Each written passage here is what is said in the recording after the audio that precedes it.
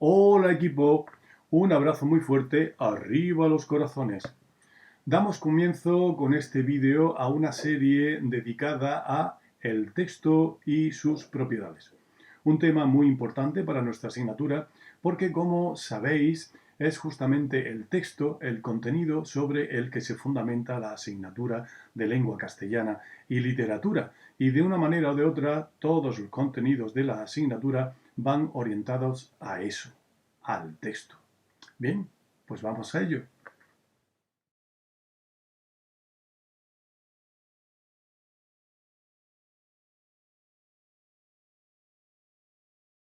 Nos vamos a ocupar del estudio del texto y la información que daremos a propósito del texto la vamos a organizar en dos apartados. Una definición del texto, qué es el texto, qué son los textos, y las propiedades textuales. Efectivamente, con la ayuda de nuestra amiga Greta, vamos a analizar las características distintivas propias de eso que llamamos texto. ¿Qué es un texto? Esta seguramente es la definición más esencial, más simple y al mismo tiempo más completa, más ajustada de qué sea un texto. Un texto se define como una unidad de comunicación. Vamos a contar con la inestimable colaboración de nuestra amiga Lupe para tratar de entender mejor a qué nos referimos con eso de unidad. Nos pregunta Lupe, ¿has visto a Luis? Añade a continuación, hoy no ha venido a clase. Lo llamo y no me coge el teléfono. Ayer estaba muy raro. ¿Se habrá puesto enfermo? Observad que esta serie está formada por una serie, valga la redundancia, de actos de habla. Los actos de habla, como sabéis, se representan mediante frases, dan lugar a frases, que son la unidad lingüística dotada de un sentido completo. Es decir, cada una de estas frases que hay aquí se puede comprender, tiene sentido por sí misma.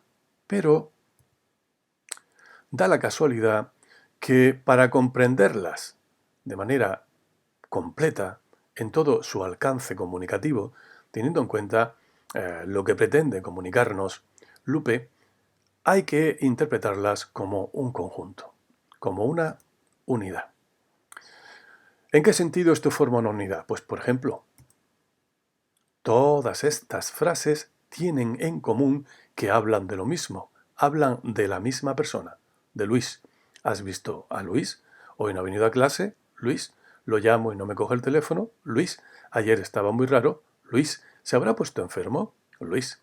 Así que el texto es una unidad en el sentido de que todas las partes se refieren a lo mismo, tratan el mismo tema. Y además, observad, lo llamo y no me coge el teléfono. ¿Quién?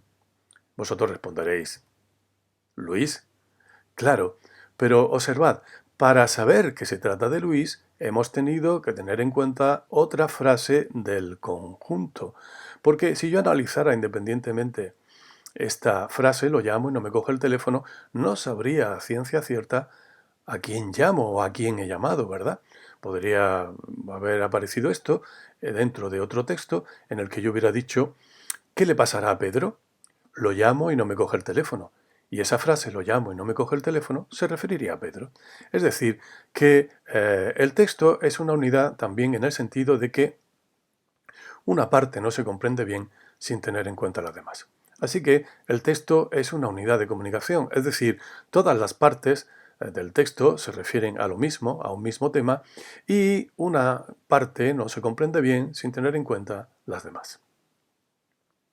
Vamos a centrarnos ahora en la otra parte de la definición, el otro término de la definición, unidad de comunicación. Efectivamente, para comprender el texto en todo su alcance, hay que tener siempre presente que se trata de un instrumento de comunicación.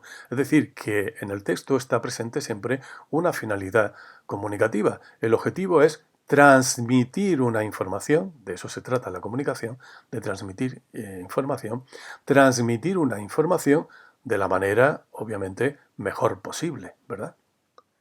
De la mejor manera posible, comunicar de la mejor manera posible.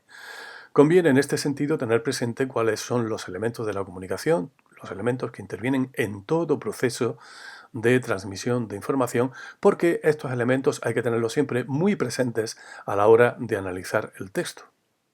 Y como recordaréis, esos elementos son el emisor, el receptor, el mensaje, que es justamente el significado, lo que se quiere decir, lo que se quiere transmitir.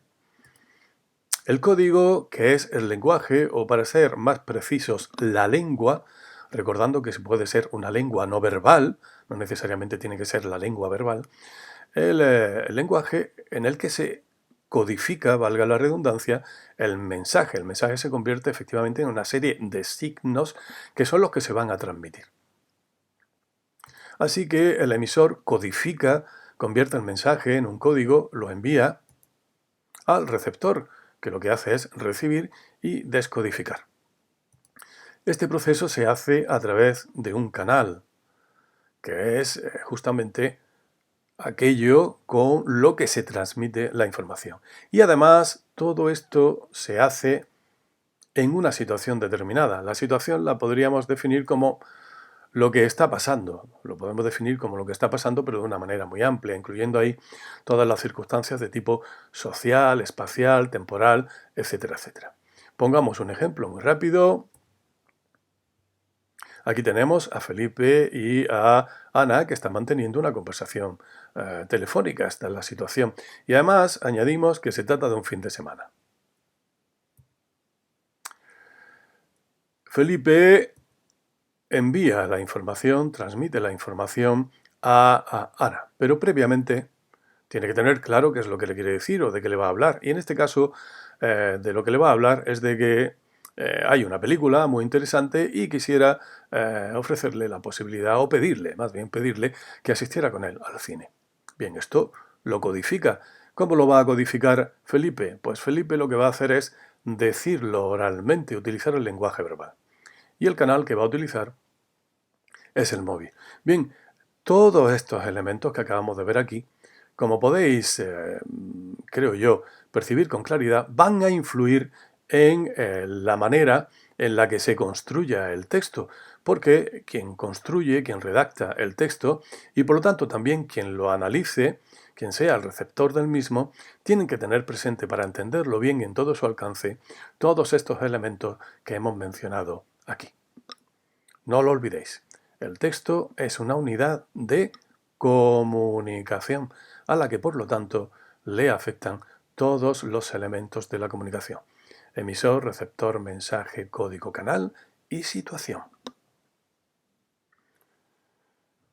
Bien, definido el texto como unidad de comunicación, pasamos a hablar de las propiedades textuales, y para ello, como os decía, contamos con la colaboración de nuestra querida amiga Greta.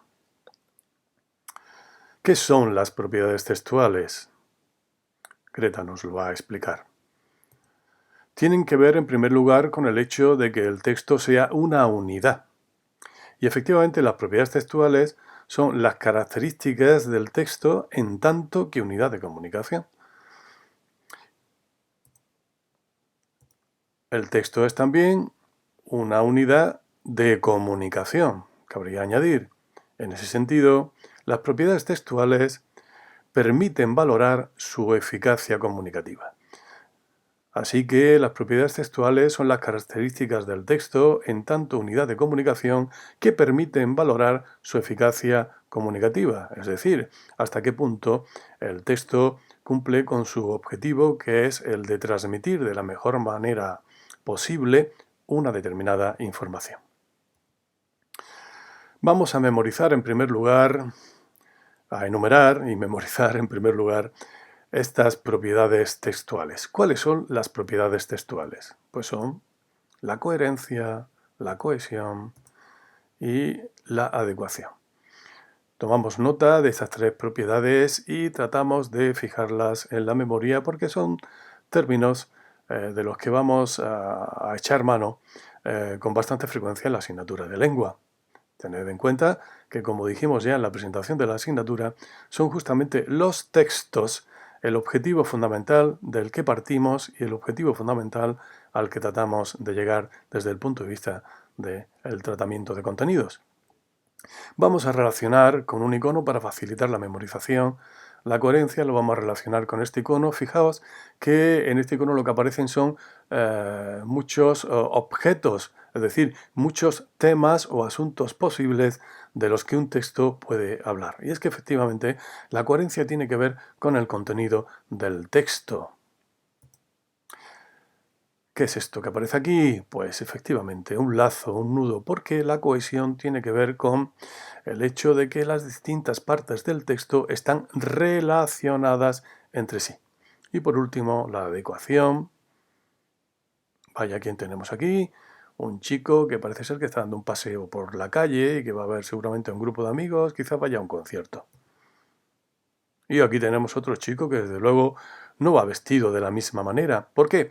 Porque uno y otro tratan de adecuar su vestimenta a una situación determinada. Y efectivamente la adecuación hace referencia a la situación comunicativa, fundamentalmente a eso, a la situación comunicativa en la que se produce ese fenómeno de comunicación a través del texto.